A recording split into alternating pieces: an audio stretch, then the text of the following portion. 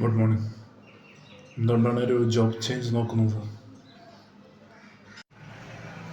I am looking for A better opportunity. അങ്ങനെയല്ല, അതായത് EMI അടയ്ക്കണം, ഹോണസ്റ്റായിട്ട് ആൻസർ പറയും. ക്യാഷ് വേണം, പണത്തിന് വേണ്ടിയാണ്, ഇങ്ങനെ ഹോണസ്റ്റായിട്ടുള്ള ആൻസർ. ഹോണസ്റ്റായിട്ടെന്ന് പറയുമ്പോൾ പണം വേണം, EMI അടയ്ക്കണം, ഫാമിലി നോക്കണം, അങ്ങനെ. ഒരു മാനേജർക്ക് വേണ്ട ക്വാളിറ്റീസ് എന്തൊക്കെയാണ്? മാനേജറിൻ്റെ ക്വാളിറ്റീസ് എന്ന് പറയുമ്പോൾ നല്ല ബോൾഡായിരിക്കണം, ഡിസിഷൻ മേക്കിംഗ് വേണം, നട്ടല് വേണം. നട്ടലില്ലെങ്കിൽ നാട്ടുകാർ ചിലപ്പോൾ വാഴപ്പിണ്ടി എന്നൊക്കെ വിളിച്ചാൽ. So good decision making power. മുമ്പത്തെ കമ്പനിയിലെ ഡ്യൂട്ടീസ് ആൻഡ് റെസ്പോൺസിബിലിറ്റീസ് എന്തായിരുന്നു?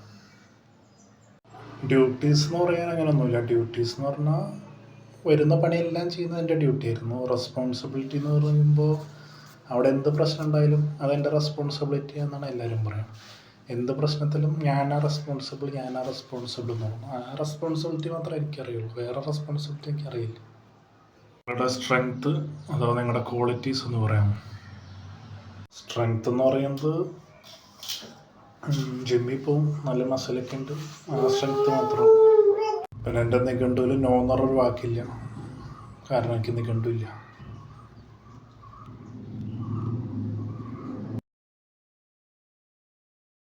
പഴയ കമ്പനിയിൽ നിങ്ങൾ പോകണ്ട എന്നൊന്നും അവർ ചോദിച്ചില്ലേ? അവരുടെ ഇതെന്തായിരുന്നു പ്രതികരണം? അവർ പറഞ്ഞായിരുന്നു പോകണ്ട, കൂട്ടിത്തരാമെന്ന് പറഞ്ഞു. അപ്പോൾ ഞാൻ ചോദിച്ചു, കൂട്ടിത്തരാൻ നിങ്ങളെല്ലാം മാമന്മാരാ?